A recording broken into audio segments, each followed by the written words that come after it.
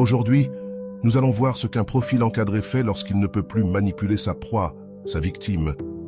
Cela s'applique autant si c'est toi qui as décidé de t'éloigner de cette personne, de cette relation, que si c'est l'autre qui t'a rejeté. Et cela va se passer même si tu as coupé tout contact avec cette personne ou même si tu l'as bloqué de toutes parts. Ces profils vont réussir, d'une manière ou d'une autre, à mettre en marche 3 choses fondamentales contre toi. Si nous comprenons cela, si nous l'intégrons, si nous comprenons cette mécanique de fonctionnement de la psychologie d'un profil ainsi encadré, nous pourrons comprendre qui nous avions en réalité devant nous. N'oublions jamais que donner un nom à l'abus, à ce qui nous arrive, est ce qui nous permet de commencer un nouveau chemin de guérison. Avant de commencer, je te serais reconnaissant si tu mets un j'aime à la vidéo, cela m'aiderait à continuer de diffuser cette philosophie. Si tu n'es pas encore abonné, je te recommande de t'abonner et d'activer la cloche pour ne manquer aucune vidéo. L'essentiel avant de commencer, c'est qu'un profil de ces caractéristiques a besoin de recréer le même scénario, toujours, pour pouvoir continuer à séduire, pour pouvoir continuer à manipuler. Il faut comprendre qu'ils ne sont pas des personnes très créatives et ils mettent en marche les mêmes principes qui leur sont utiles pour escroquer ou qui leur ont été utiles pour escroquer leur proie. Ils vont donc remettre en place le même scénario, la même décoration. Ils vont se déguiser de la même manière et installer les mêmes personnages dans ce scénario. Pour réussir cela, ils vont mettre en place 3 choses contre toi, contre cette proie, cette victime. La première, et ce n'est rien de nouveau ce que je vais vous dire ensuite, je pense que si cela fait un moment que tu me suis et que tu regardes ce genre de vidéo, tu le sais déjà, mais le rappeler fait toujours du bien.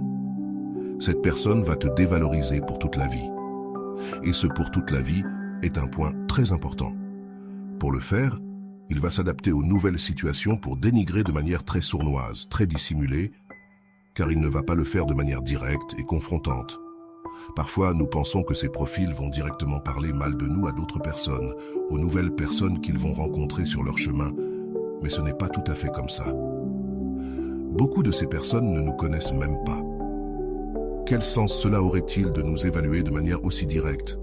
Cela exposerait la personne à une alerte rouge, alors comment le font-ils? Par exemple, si tu viens de te séparer, ils vont te critiquer à des moments très spécifiques, très précis. Lorsque l'occasion se présentera, en faisant référence à des moments clés liés à ce contexte où tu as perdu tes moyens, où ils vont carrément inventer des choses opportunistes pour que ces personnes se fassent une image totalement déformée de toi. Car ce qu'ils font, c'est une projection d'eux-mêmes. Peut-être que ces gens ne te connaissent pas, mais l'image qu'ils vont se faire de toi, l'image qu'ils vont construire de toi, c'est celle d'une personne qui s'est comportée comme un véritable monstre, et ils vont clairement faire savoir que d'avoir été avec toi a été un véritable enfer. Et cela, ils vont le faire et le répéter dans tous les contextes possibles qui sont à leur portée, en adaptant leur langage et leur psychologie au type de personnes qu'ils auront devant eux. Aux gens du gymnase d'une manière, à ceux du groupe religieux d'une autre, à ceux du groupe de danse d'une autre manière. Ils vont se fondre dans ces groupes, dans ces contextes, pour adapter leur critique, cette dévalorisation, cette diffamation à ce scénario concret, en utilisant des mots associés à ces réalités pour que les récepteurs de cette diffamation puissent plus facilement intégrer l'idée qu'ils essaient de transmettre. De cette manière, ils arrivent à préserver cette image. Non, bien que ce qu'ils projettent d'eux-mêmes soit parfois une image de perfection, parfois aussi c'est une image de médiocrité. Car ils ne se concentrent pas seulement sur le maintien d'une image parfaite. Pour manipuler, les plus encadrés, les plus sournois, vont se concentrer uniquement sur le maintien d'une image simple de normalité, et c'est tout. Avec cela, ils ont largement de quoi accomplir leur objectif, qui est de se donner une image humaine aux yeux des autres et de déshumaniser l'autre personne. Et les critiques qu'ils vont utiliser ne vont pas être directement contre toi. Ils ne vont pas mentionner ton nom à aucun moment. Cela serait très mal vu de leur part. Cela les mettrait dans une mauvaise posture et ils le savent. De plus, il n'y a même pas besoin qu'ils fassent cela. Ils n'en ont même pas besoin. Ce sont leurs soldats qui vont donner crédibilité à toute leur histoire sans savoir qu'ils sont en train de le faire. Et pour cela, ils vont mettre en place un second mouvement dont beaucoup d'entre vous ont certainement entendu parler ou connaissent, c'est se victimiser pour échanger les rôles. Le narcissique, Le psychopathe réécrira l'histoire de manière discrète. Il a un don pour inverser toute la narration et va réécrire continuellement cette histoire pour la rendre aussi tolérable que possible, aussi crédible que possible, afin que le plus grand nombre de personnes tombent dans cette manipulation. Il va inventer qu'il est, par exemple, en thérapie depuis des mois, avec une forte dépression, des attaques de panique, de l'anxiété, des problèmes pour dormir, avec beaucoup d'insomnie, qu'il a tenté, par tous les moyens, de proposer des solutions à ce qui se passait avec toi et que tu as utilisé sa bonne foi pour lui faire encore plus de mal. Il va tester ce nouveau récit avec ces personnes qu'il va peu à peu développer, et sa capacité à réinventer cette histoire, cette narration, ne connaîtra pas de limite. Cela n'a pas de fin parce que peut-être que cela fait des mois que tu as mis en place un contact zéro, imagine. Mais il continuera à inventer que tu le poursuis, que tu le suis, que tu le menaces, que tu l'attaques avec des avocats. Car ton intention, selon le narcissique, est évidemment de le détruire. Alors, ta haine n'a pas de fin, ta cruauté est inégalée. C'est cette narration alors qu'en réalité, ce que souhaite une personne qui a mis de la distance ou s'est éloignée d'un profil ainsi, c'est ne plus jamais rien savoir de lui ou d'elle dans sa vie. Pour convaincre les autres de cette narration, il ne va pas juste raconter un discours captivant, plein de nuances, qu'il va répéter avec chaque personne qu'il rencontrera, car ils ne commettent pas souvent d'erreurs ici. Le nouveau scénario doit être très cohérent, et il va tout noter pour ne pas donner des versions différentes qui le mettraient, évidemment, dans une situation délicate. Pensez que se tromper à ce stade représente pour eux un danger de mort. Ils ne peuvent pas se le permettre, car toute cette narration s'effondrerait d'elle-même.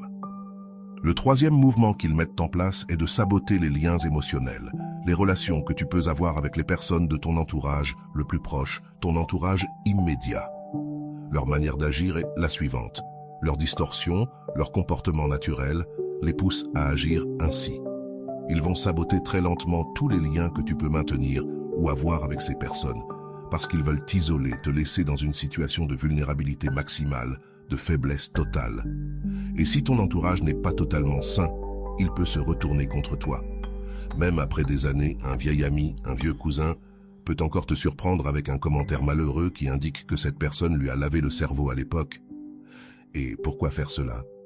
Pourquoi chercher sans cesse ces anciens liens que tu pourrais avoir encore, non pas pour les saboter, mais pour les détruire et leur faire croire leur version? Quel est le sens de tout cela? Parce que ces personnes suivent la règle, non pas de la subtilité, mais de l'instrumentalisation de tout. Ce qu'elles cherchent, c'est que tout le monde croit que tu étais le problème, mais de manière subtile, car elles savent très bien qu'au final, les gens se fatiguent, s'ennuient d'entendre toujours la même litanie.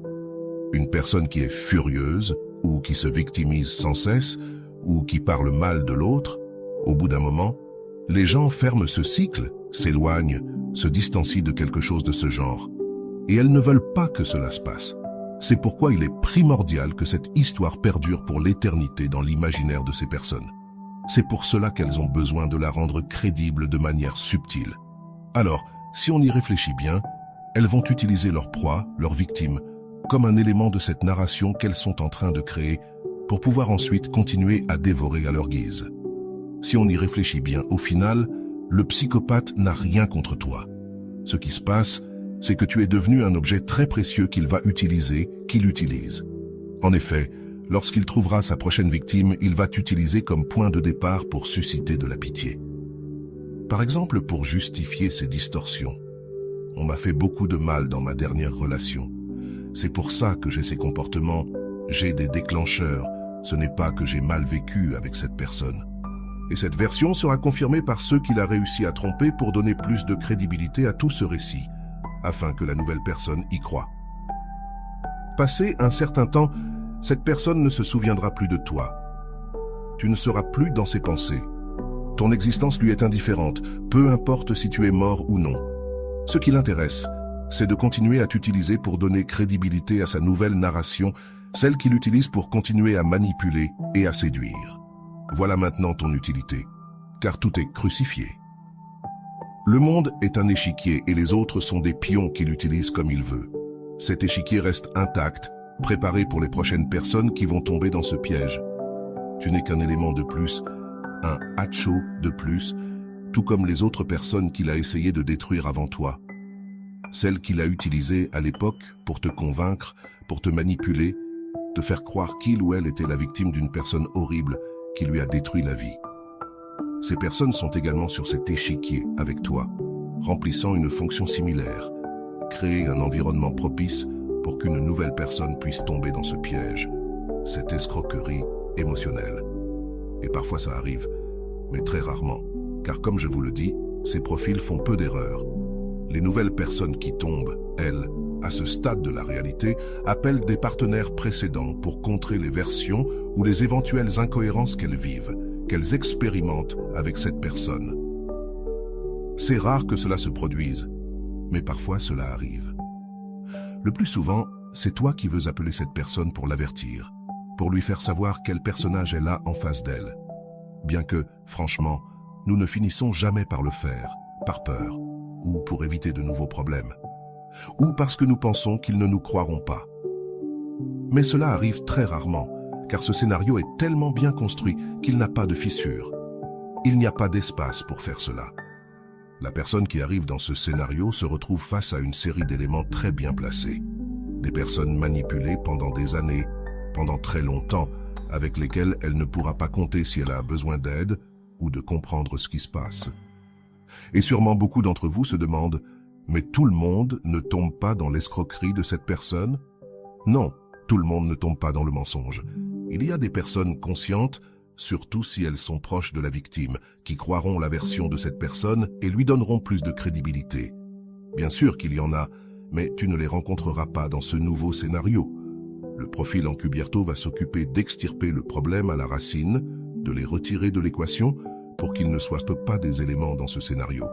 Car les éléments qu'ils utilisent, les accessoires qu'ils utilisent, ne doivent jamais causer de problème. Et il se charge que tout cela soit ainsi pour que la nouvelle personne tombe pleinement dans une narration parfaitement élaborée et construite, oui, pour un seul but, cacher la véritable nature de cette personne. Voilà pourquoi j'insiste tant sur le fait que nous devons expliquer notre vérité, surtout à nos proches, à ceux qui sont de confiance. Même si notre vérité peut avoir des biais, évidemment, elle peut avoir des incohérences, mais l'important est de pouvoir offrir une version alternative de ce que nous avons vécu, face à cette narration qui se construit, totalement déformée. N'oublions pas que le silence est le complice numéro 1 de l'abus invisible. Voilà, eh bien c'est la fin de la vidéo d'aujourd'hui. J'espère qu'elle t'a été utile. Si c'est le cas, aime-la. Partage-la avec celles et ceux que tu sens traverser un moment difficile lié à l'abus invisible. Tu peux leur envoyer cette vidéo, et nous nous verrons sûrement dans la prochaine vidéo.